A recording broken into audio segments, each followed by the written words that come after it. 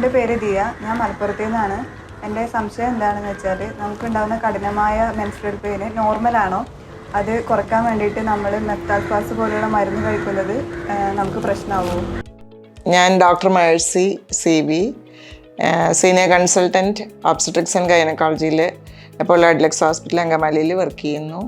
നമ്മുടെ severe menstrual pain അത് നോർമലാണോ എന്ന് ചോദിച്ചാൽ, സിവിയർ മെൻസ്ട്രൽ പെയിൻ ഓരോരുത്തരുടെയും പെയിൻ ടോളറൻസ് അനുസരിച്ചിരിക്കും. യൂഷ്വലി അതിൽ കാര്യമായിട്ട് പ്രശ്നങ്ങളൊന്നും ഉണ്ടാകാറില്ല. പിന്നെ അൺബെയറബിൾ ആയിട്ടുള്ള മെൻസ്ട്രൽ പെയിന് നമ്മളെപ്പോഴും ഒരു സ്കാൻ ചെയ്ത് നോക്കുന്നത് നല്ലതാണ്. ഗർഭപാത്രത്തിനോ അല്ലെങ്കിൽ അതുമായിട്ടുള്ള അഡ്നെക്സൽ അപ്പൻഡേജസ് ആൻഡ് ഓർഗൻസിന് എന്തെങ്കിലും പ്രോബ്ലംസ് ഉണ്ടോ എന്ന് നോക്കുന്നത് എപ്പോഴും നല്ലതാണ്. പിന്നെ മെഫ്റ്റാൽ സ്പാസ് കഴിക്കാമോ എന്ന് ചോദിച്ചാൽ, ഇപ്പോൾ മെഫ്റ്റാൽ സ്പാസ് ഇപ്പോൾ മാർക്കറ്റിൽ നിന്നും വിത്ഡ്രോ ചെയ്തിരിക്കുകയാണ്. അപ്പം മെഫ്റ്റാൽ സ്പാസ് ഇനി കഴിക്കാനായിട്ട് പറ്റില്ല. അപ്പോൾ നമുക്ക് സൈക്ലോപാമിലോട്ടോ അല്ലെങ്കിൽ പിന്നെ ബസ്കോപാനോ അല്ലെങ്കിൽ ഫ്ലേവർ സ്പാസോ കഴിച്ച് നമ്മുടെ പെയിൻ മാറ്റാവുന്നതാണ്.